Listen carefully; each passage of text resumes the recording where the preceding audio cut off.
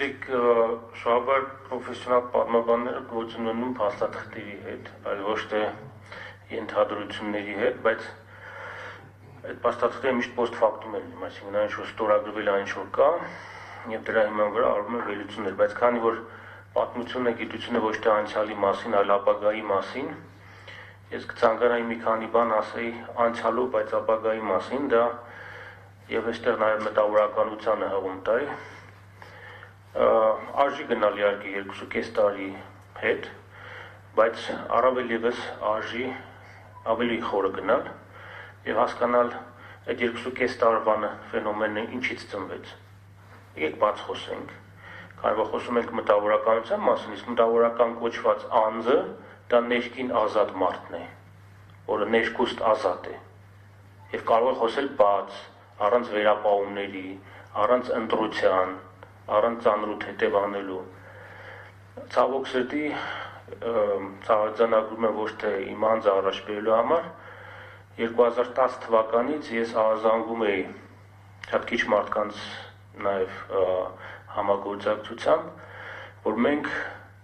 սպանում ենք մեր հասարակությունը, սպանում ենք մեր եթերով, այն արժեքներով, որը դնում ենք շրջանառության մեջ եւ ստանում ենք զանգված։ Ես հոդվածներն եմ նայում արխիվից եւ շատ բարձ ձևակերպումներ էի տալիս, որ մենք այսպիսի գործողություններով, այսպիսի քայլերով մանիպուլատիվ մեծ գործարքի հնարավորություն ենք ստեղծելու ապագայում։ Եվ այդ գործողությունը մանիպուլատիվ տեղի ունեցավ։ Ցավոք սրտի ունեի նաեւ մեկ ավելի վատ ձևակերպում, որ ԵԱԿ Մինսկի խմբի համանախագահներին կարիք չի զգացվի այլևս տարածաշրջան գալ, որովհետեւ մենք ինքներս մեզ սպանում ենք։ Դա 10 տարի առաջ եմ ես ուղղակի զգուշացրել։ Ցավոք սրտի պետք է արձանագրեմ, որ 2.5 տարի առաջ տեղի ունեցած այդ իրադարձությունը հանրապետության հրապարակում հետևանքներ նաև այդ գործողությունների, հետևանքներ հայ մտավորականության լռության, հայ մտավորականության կողմից չբարձրաձայնելու մասին։ Սա մասին պետք է խոսենք։ Եթե լռենք այս մասին եւ փորձենք սլակներ ուղղել եւ արտարացի, ես դա չեմ ժխտում, որովհետեւ այն ինչ որ տեղի ունեցավ 2.5 տարի առաջ հետևանք էր նախադրյալների, որոնք վաղուց ստեղծվել են։ Ցավոք սրտի դա այդպես էվաներկելի է դա։ Հիմա նոյեմբերի 9-ից հետո պետք է ունենանք հունվարի 11։ Ես դրական որևէ բանի ակնկալիք չունեմ, սա արձանագրում եմ, բայց մենք ավելի լայն համատեքստում պետք է նայենք մեր հայկականությունը, մեր պետականությունը, թե ուր է գնում,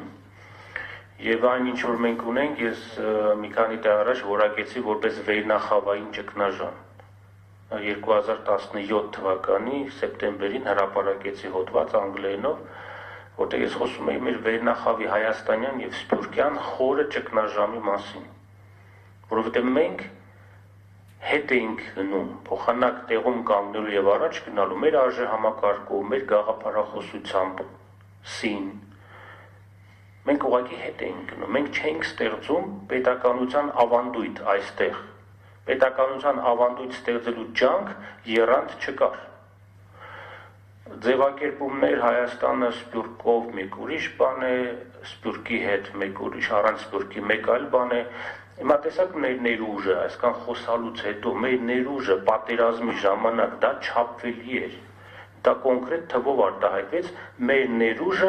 թուրքերի, ադրբեջանցիների, մյուսների անուններ չտամ, մեր դեմ սանձազերծված ահաբեկչական պատերազմի ժամանակ։ Դա թվով արտահայտվեց։ Մենք կարողացանք հավաքել 180 միլիոն դոլար։ Այն պարագայում, երբ որ վտանգված էր ոչ միայն Արցախը, այլ նաև Հայաստանը, հայկական պետականությունը, սա է մեր ներուժի ցուցադրությունը։ Սա է մեր շքերթը, մեր կարողությունների, հայկական լոբինգ եւ այլն ձևակերպում։ Եկեք ես շատ պարզ եմ եւ թիրախային եմ հարվածում, կներեք մի քիչ կոպիտ կարող լինի, բայց ամեն ինչ տեսնում են, չէ՞։ Տեսնում հաշվարկում են եւ դաշնակիցն է դա տեսնում, եւ թշնամին է տեսնում։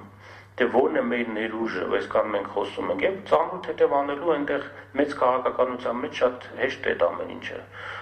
Արագ կողմնորոշվել, ում կողմը պետք է բռնել, ով պետք է դառնա զոհ, պարտված կողմ, ով պետք է հաղթի։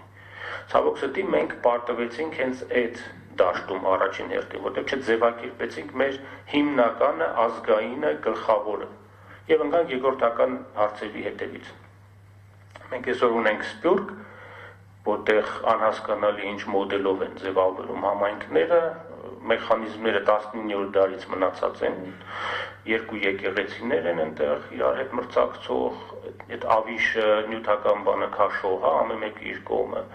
Մենք ունենք ոչ աշխարհիկ սփյուռքյան համայնքներ, այնինչ պետք է աշխարհիկ հիմունքով ձևավորված կառավարություններ լինեին, որոնք նաև ցանցային սկզբունքով պետք է Հայաստանի հետ կապված լինեին։ Մենք ինչ էինք հավաքում Հայաստան հիմնադրամով որպես այցեքարտ, մեր ներուժի վերջին 10 տարվա թվերը կարող նաև ասել դուք էլ լավ գիտեք, 7-ից 10 միլիոն դոլար էինք հավաքում, սխալվում եմ։ 7-ից 10 միլիոն դոլարը, դա գիտեք, ամեն մի շարքային 10-րդական ադրբեջանցի կոռուպցիոներ մեկ օրում կաշառք է տալիս։ Սա է մեր ներուժը։ Ինչ ենք զարմանում այդ պարտության վրա, ես չեմ ընդունում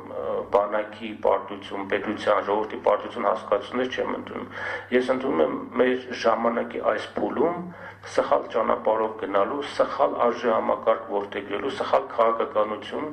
եւ ապագայի սխալ տեսլական որդեգրելու պարտությունն է սա։ Եվ այն ինչ որ մենք ունենք, դա բառը հնչեցվել է, ես պետք է կերկրել, դա աղետ է, ազգային աղետ է, բայց հիմքերը, խորքը շատ ավելին է, քան մենք պատկերացնում ենք, դա 2.5 տարվա երևույթ ֆենոմեն չի։ Դա կարող ենք 91 թվականից համարել, կարող ենք ցանկացած թիվ վերցնել եւ բանանել, բայց այսօր գլոբալ առումով մենք պետք է խոսենք ուր ենք մենք շարժվելու, այսօք այն ուղին ենք վերցնելու շարժվելու առաջ, որը կա, թե պետք է իրոք շատ լուրջ վերանայում անենք համազգային բնույթի քննարկում կլինի, նոր վերնախավեր կստեղծենք, որտեղ մեղք են մեր երեխաները, որոնք ծնվել են լրիվ ուրիշ արժեհամակարգ են ուզում դավանել եւ ուրիշ ապրելակերպ են ուզում, մենք չենք կարող իրենց պարտադրել հինը հնացածը, մենք չենք կարող պարտողական հոգեբանության մեջ նրանց պահել։ Մենք գոնե տեսել ենք այդ հոգեբանությունը հաղթողի, գիտենք ինչ թանկ էր դա, քաղցր էր։ Հիմա ես անցալով խոսեցի, բայց կուզենամ նաև ապագայով խոսեմ։ Մեր բոլոր ջանքերը պետք է ուղղվեն այդ ուղղությամբ։ Չեմ ուզում էլի մասնավոր դեպք արձանագրել այստեղ, բայց քանի որ հարցեղած ցեղասպանության թեմայի շուրջ, ես կարդացել եմ, թե ինչ կարող է պարտադրվել, բայց ձևակերպումը էլի ես վերապահումով եմ ընդունում, որտեղ Հայաստանին ձևակերպել ինչ-որ բան հրաժարվել ցեղասպանությունից եւ այլն, միգուցե դրա մեջ կա ինչ-որ հիմնատարրեր, որոնք ճիշտ է եւ կա փաստաթղթի մեջ։ Ես ենթադրություններով չեմ ուզում վերլուծություններ անել, բայց հիշենք անցյալ տարվա երկու խոշոր ցնցումները հանրային, ինչի շուրջ տեղ ունեցան։ Մեկը Ծիծեռնակաբերդի շուրջ էր, ես նախանցանցյալի մասին չեմ խոսում, որտեղ իմ կարծիքը արտահայտել եմ, թե ինչ էր տեղ ունեցել, բայց ես խոսում եմ պահանջում եմ բառի հանելու հետևանքով։ Եղավ խնդիր, եղան լուրջ բացահայտումներ, թե ինչ մաֆիոզ եւ ինչ այսպես խայտարակ աշխատանքներ են տարվում, ոչ միայն ցեղասպանության թանգարանի ֆոնդի, այլև հայաստանյան արխիվների տվյալները այլ լսարաններին տեղափոխելու գրանտային ծրագրի դիմաց։ Եղավ խոշոր ցնցում կրթական համակարգը չափորոշիչներով, որոնք անցել էին թուրքական նաև, թրծվածքի միջոցով, որոնք պետք է պարտադրվեին մեր դպրոցներին դասագրքի տեսքով, որտեղ թշնամու կերպար չպետք է լիներ Թուրքի եւ այլն։ Սա է մեր հանրության շրջանում այդ աշխատանքը հետևողական տարվել է քայքայիչ։ Այսօր իհարկե ցեղասպանության թանգարանի տնօրենը կարող է ասել, որ ես 100 տարի առաջ տեղ ունեցած իրադարձությունների մասնագետը չեմ, մենք լռում ենք, որտեղ այդ մասին զգուշացրել է, իմ պարտքն է համար է զգուշացրել, ցավոք սրտի, այսօր իրավիճակը այնպիսին է, որ պետք է ենթադրենք, որ այդպիսի ընտրությունը նաև հեռահար քաղաքականության մեկ մասն է։ Այդպիսի ենթադրություն պետք է անենք։ Չեմ ուզում մասնավոր դեպքերի մասին խոսել, ես ամփոփիչ խոսքով պետք է ասեմ, որպես պատմաբան, որպես ընթացիկ պատմությունը արձանագրող նաև անձ, պետք է արձանագրեմ մեր խորագույն ճգնաժամը։ Խորագույն ճգնաժամը, որից պետք է ելքեր փնտրել։ Այդ երկերը կան, սա դրական առումով պետք է ասեմ, որովհետև ես անկախ այս ամեն ինչից, անկախ այն հանգամանքից, որ 10 տարի ղեկավարել եմ մի հիմնարկ եւ առնչվել եմ մի պատմության հետ, որը կոչվում է հայոց ցեղասպանություն, բայց շատերը ինձ հարց են տալիս, որտեղ այդքան կոմոդ լավատեսություն կա։ Ինչու է այդքան օպտիմիզմով տարված, երբ որ ամեն ինչ կարծես թե ավարտված է եւ ամեն ինչ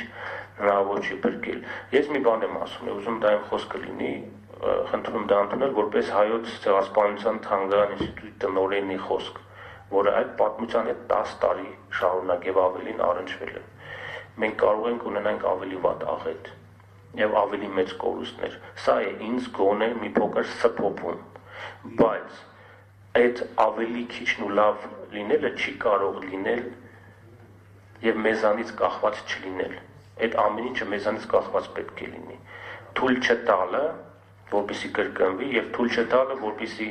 մեր ապագան, մեր ճակատագիրը որոշվի բոլորովին այլ տեղ, այլ թղթերի վրա։ Այդ ներուժը պետք է ցույց տալ։ Իսկ այդ ներուժը արդեն դոլարների քանակով չի չափվում, գործողություններով է չափվում։ Շնորհակալություն։